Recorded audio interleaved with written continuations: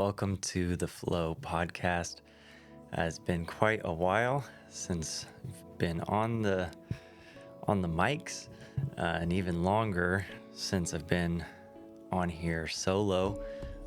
So this is a little different, but have been keeping busy in the meantime. For those of you who haven't seen, I have been doing YouTube videos a bit more recently on topics covering things like Bible reviews and Bible study methods, and then some Bible principles.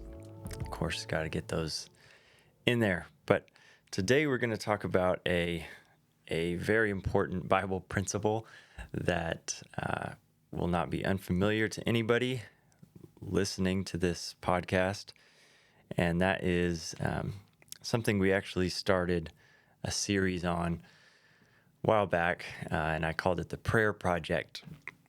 So somewhat going to continue that today, and I'm calling this today the problem of prayer. So prayer is, and I think if you're listening to this, you will probably agree with this statement. Prayer is the most important and powerful thing that we can involve ourselves in every day. And we should involve ourselves in it every day of our lives. But the problem is that, unfortunately, the majority of people, and yes, even Christians, they don't participate in prayer on a daily level or on a very, very long length of time level. So this is a problem, right? If prayer is the most important and most powerful thing we can involve ourselves in, not praying is a problem that we should address and be honest with ourselves about too, saying, okay, I need to work on this, myself included. So many of you, again, I know who my audience is, and many of you will probably remember this from 2019 at NAYC, National Youth Congress. For those who don't know, a minister by the name of Mark Brown preached a powerful message, and he did a survey with the young people at that Congress, and survey about Bible reading and prayer. And these are some of the stats from that survey. So the percentage of people who did the survey, percentage who said that they pray daily was 56%, just barely over half of the amount of people that did that survey say they pray daily, which is not super great for especially for an organization, but for Christians in general who believe that prayer is important, believe it's powerful, and according to Scripture that I think most of us know that we should do it daily. So let's assume you are in at least that 56%. Well, the average prayer time, even if you were praying daily, the average prayer time, at least in 2019, was 17 minutes that this survey found. 17 minutes. And then a percentage of those people who said that they pray for an hour or more a day was 6%. Just 6% of people say that they give an hour of themselves a day to pray. Now, again, hopefully you're at least in that 56% tile group who prays daily. We'll assume you are, but even if so, does 17 minutes a day sound like long enough to talk with God and to talk with Him, again, with the belief that prayer is the most powerful thing we can do, that it's important. And we know, most of us know and understand that prayer's primary function is for relationship. And so if Jesus is the greatest relationship that we can have, is 17 minutes a day long enough to spend in a relationship that we say that we're serious about? you all again heard the example of someone using their spouse in this scenario. If I only spoke to my wife for 17 minutes a day, or only spent 17 minutes a day with her, it would we're smart enough to know, and we can be honest enough to admit that that wouldn't be a very good marriage. It wouldn't be a very good marriage for long. And so can we not be honest with ourselves? And I think we need to in this hour that we live in. I'm recording this today on November 1st, 2024, just days before an election in our country that could very well, regardless of how it goes, change the trajectory of our country as a whole. And how much more in this hour ought we to be praying to the King of Kings, the Lord of Lords, the one that we know is on the throne, that rules and reigns, and that can heal our land, all the things that he's capable of doing, that he can save those that are lost, that are suffering, and we are his agents, for lack of a better term, in the world, that he is commissioned to pray his kingdom come and his will be done. And again, do you think 17 minutes is enough time to do that every day? I don't think it quite is. So another survey that was done, because I in this episode want to deal with a couple of things that people say are the main reasons that they don't pray. Number one being that they don't have enough time, or they're too busy. And I think we've all said it, that we're too busy, or I'm so busy. Everybody says that they're busy, and we are. We're just a busy people. There's so much going on. Time, it seems, is moving faster and faster. And if we're not careful, our busyness can get in the way of our relationship with God and our responsibility and prayer. So another survey that was done in the U.S. with 7,454 Christians across major cities revealed this, that an average of 18 to 30-year-olds, which, again, I know my audience that is majority in that age group. This survey said that between that age group, the average who pray daily is only about 10%. So again, the first survey was within the United Pentecostal Church.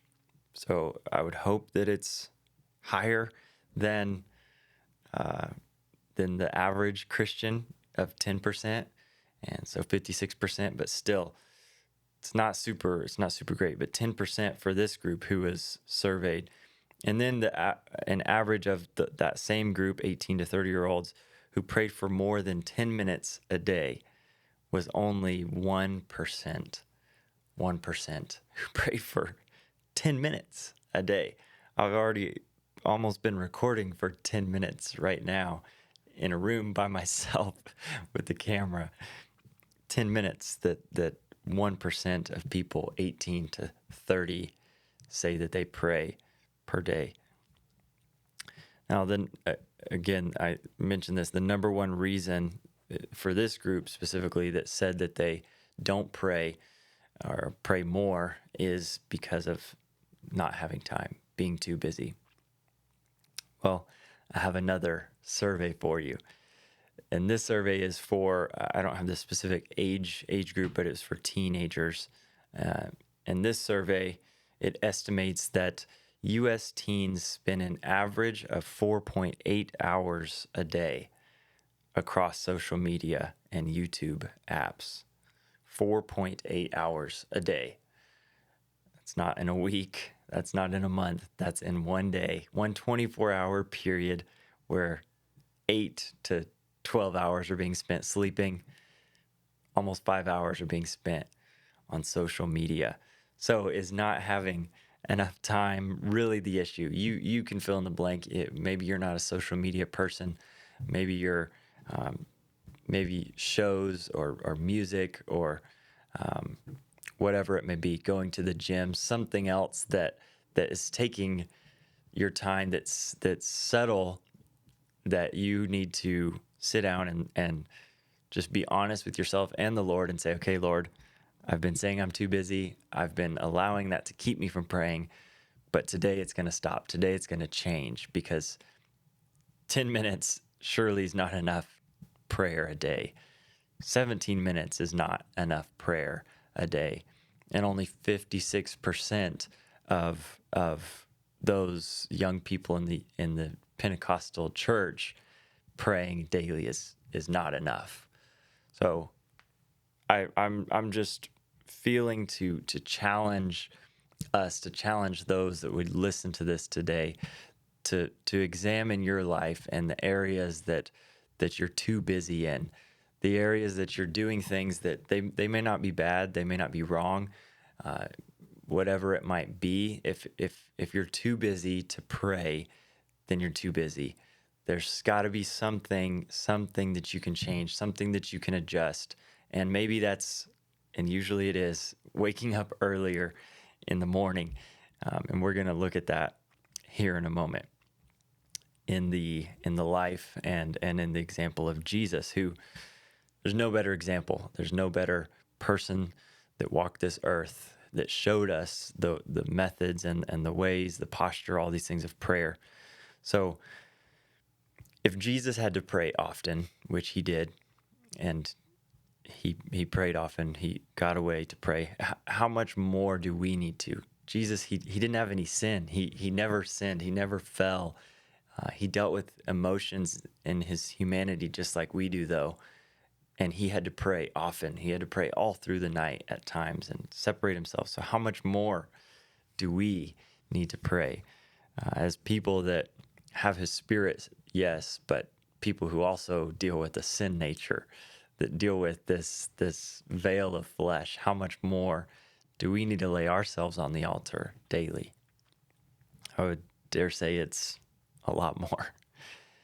Mark chapter 1 and verse 35, talking about Jesus, it said that in the morning, rising up a great while before day, he went out and departed into a solitary place and there prayed.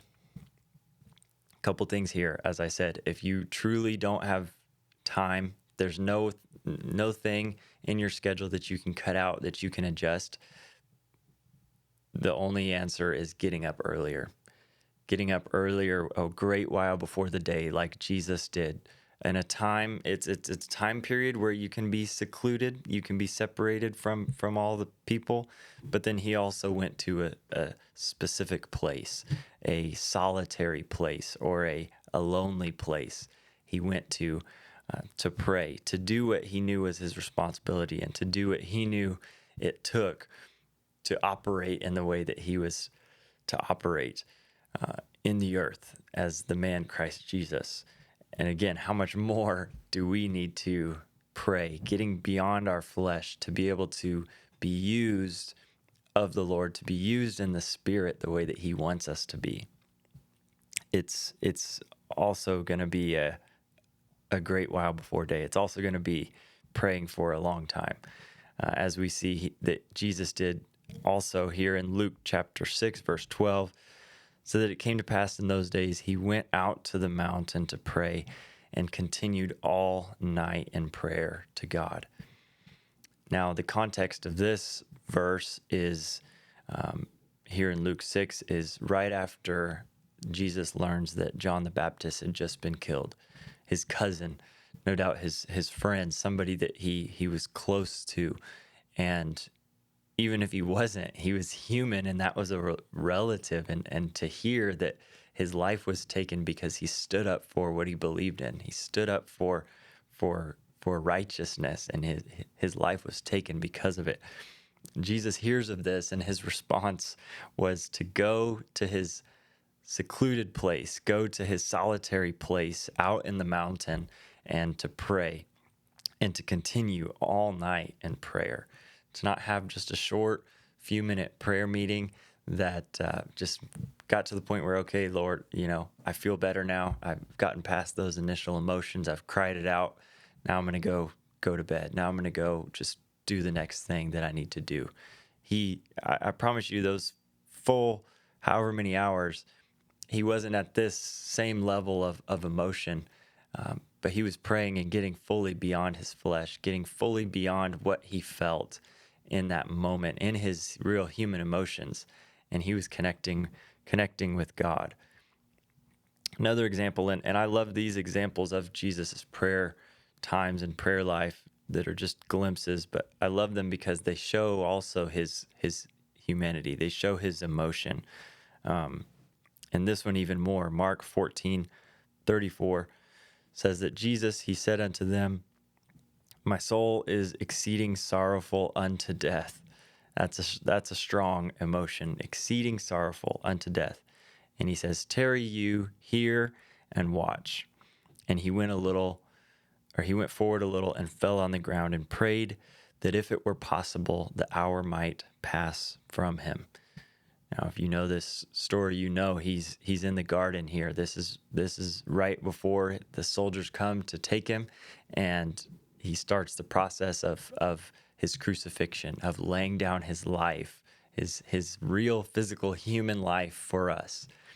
But he did it first in a prayer room. He did it first in a secluded place. Once again, a lonely place, just him and God, laying on his face, exceeding sorrowful, and praying, not his will, but God's be done. Praying, if it's possible, let this thing pass from me.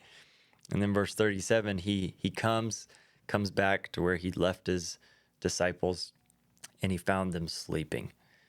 Found him sleeping. How many of you, how many of us does God come looking to talk to and find sleeping? How many of us does he come in the mornings hoping that we'll be there ready to talk to him before we go and get about our day, but he finds us there still just sleeping, still just enjoying our rest. Meanwhile, he's like, well, I'm your rest. If you get up earlier, you'll find rest in me. I'll give you more rest in the spirit than you'll get in the natural for sleeping a few extra hours. And I feel like he's probably feeling all these things with his disciples there. He comes and he says, Peter, Simon, are you sleeping? Could you not watch 1 hour? So in this example, in this setting, it sounds like to me that to Jesus, even 1 hour was not that much to ask. Even 1 hour of waiting and watching and praying wasn't too much to ask, especially in this scenario, in this example, when he's about to be taken, he's about to be killed. Verse 38, he says, watch and pray, lest you enter into temptation. For the spirit is willing, but the flesh is weak. And that's still the truth. That's still the case, that our flesh is weak. Our spirit's willing. Every one of you, I'm sure that if you're still listening to this point, 18 minutes in, and you're allowing me to talk in this way to you, that your spirit's willing. You want to pray more than you are, and you want to continue in prayer and continue in the deep things of God. But you can't do it in your flesh. You can't continue in the flesh and expect these things to happen. Expect to get up earlier and pray for hours. It's got to be something that we do in the spirit for it to be effective, to know what we ought to pray, and to be enabled, to be empowered to pray for extended times. I'm gonna kind of shift here. I used some of these notes and these thoughts a couple nights ago, talking to the youth here in Yakima, Washington, and I got a little personal, so I may not go as in detail here, just this more public setting. But how many have ever felt lonely? And no doubt, if you're human, you felt loneliness. And for me, when it comes to prayer, I really developed a prayer life in a season of loneliness. I went to Bible college at CLC, Christian Life College, from 2016 to 2020. And 4 years that I was there, and I will never forget, it was my pretty sure first year. And I didn't deal with homesickness. I, for whatever reason, just didn't really miss family. Sure, I missed them, but it wasn't like I had a hole in my heart being away. I liked being away, I liked the independence and all that. But I remember one evening, I was standing in front of the sanctuary there on the college campus. It's all connected, and I was on the phone with my dad, and I spent probably at least 17 minutes, the average prayer time. I spent at least that long just venting to him and going through all these things, scenarios of things that were just kind of happening that I was like, this is happening and this and da da da da, whatever.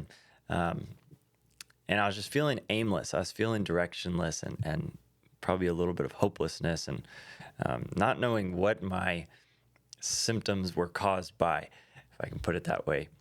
And after just going for a while, I stopped for a moment and my dad and just a calm, still voice after a moment of pausing, said this simple thing to me that has stuck with me and helped me ever since. And he said, sometimes the Lord gives us a gift of loneliness. And I'm sure some of you have heard this even yourselves before, that loneliness, if you allow it to be, loneliness is a gift from God that he uses and will use to get you to a place of desperation, to get you to a place of longing, of yearning, and feeling the emptiness within yourself, feeling that desperation for connection. And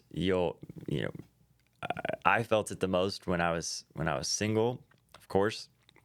And I think he uses that. He uses it, and he's like, "Are you going to go and try to find relationship, find connections in this world, or are you going to use this opportunity to seek me?" And going back to kind of the story, once my dad had said that, it was immediate that it just brought clarity to me of that was exactly what I was feeling.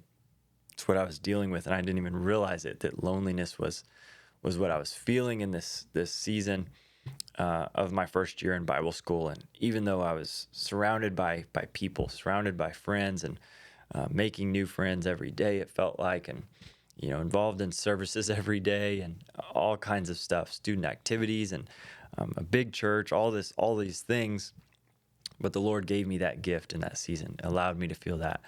And I immediately in that moment just broke, and the conversation ended shortly after. And I made my way into the sanctuary that I was outside of, and tried in the same way like Jesus to fall on my face and sorrowfully, probably sorrowful for myself, call upon him and say, "Lord, I want to know you. I want you to fill this hole, fill this void of loneliness in me."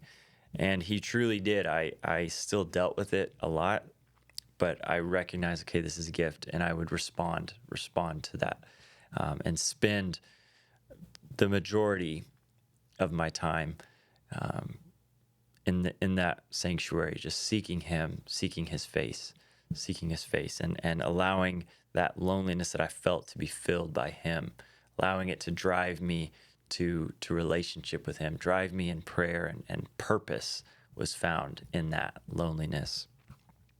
Now, kind of a shift to the story here. I don't share this boastfully in any way that I spent all this time praying or in the sanctuary, and it changed my life for sure, and I still reflect on that and still try to live that. But I'm not always perfect by any means, and I went through a season once I came home, and of course came home in the infamous 2020, cut a little short because of 2020 events. And the things just changed so dramatically in many ways, but especially going from living full-time at CLC on a campus with 200 other young people who are all seeking the face of God, and who you can text at 11 o'clock at night and go and pray with, and pray early in the morning with, in a crowded, not not crowded, but sanctuary with others. And my whole environment, everything changed. And that's no excuse. It made me reflect a lot about how much we depend on environment, which that's a whole nother lesson. Environment is important, but we should not depend on it for our prayer life, for our temperature.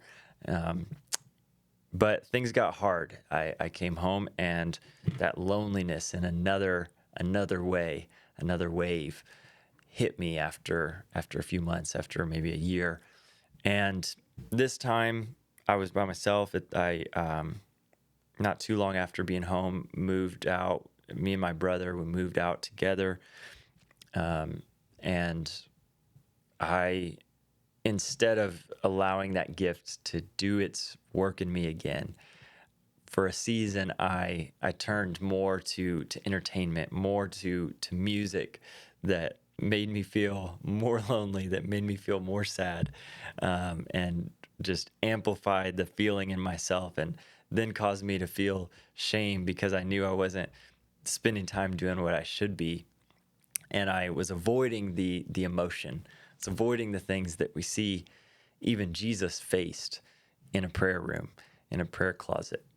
And oftentimes I'm afraid that is the one of the biggest problems of entertainment, of social media, of just quick, easy access streaming platforms and YouTube, is that any emotion, anything that we're feeling, we can go and find that same thing to mirror what we're feeling, and then it amplifies what we're feeling, but it doesn't deal with what we're feeling.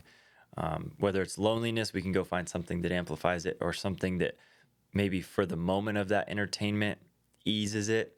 We can go watch some romantic show, movie, something or another, listen to a song, and it make us feel like good in the moment. It's like the drug, it's like the hit. But as soon as it's over, then we feel an even lower low. And I lived in that place for a while, for too long, to the point where I was trying to just take things in my own hands, trying to make things happen in different ways and all kinds of stuff. But it wasn't until I finally decided, Lord, enough is enough. And I wasn't telling him that. I was just acknowledging to him, admitting to him, okay, Lord, enough's enough. I'm accepting this loneliness. I'm accepting it. You know, I'm accepting my circumstance. I'm accepting what I'm in, and I'm getting up, putting all these other things aside, and I'm pursuing you. I'm going back to a place of relationship, and because he's that friend, he truly is that friend that sticks closer than a brother. He's a friend that sticks closer, even I believe, than a spouse. And I'm thankful that it was shortly thereafter in that season of me really just recommitting, returning things over to the Lord, that I met my wife, and that relationship developed. But I couldn't make that happen in myself. I couldn't pursue that in that low state that I was in of loneliness. I had to first get connected with God, give it to God, and remember that it's a gift from him to connect me to him. And then everything else developed after that.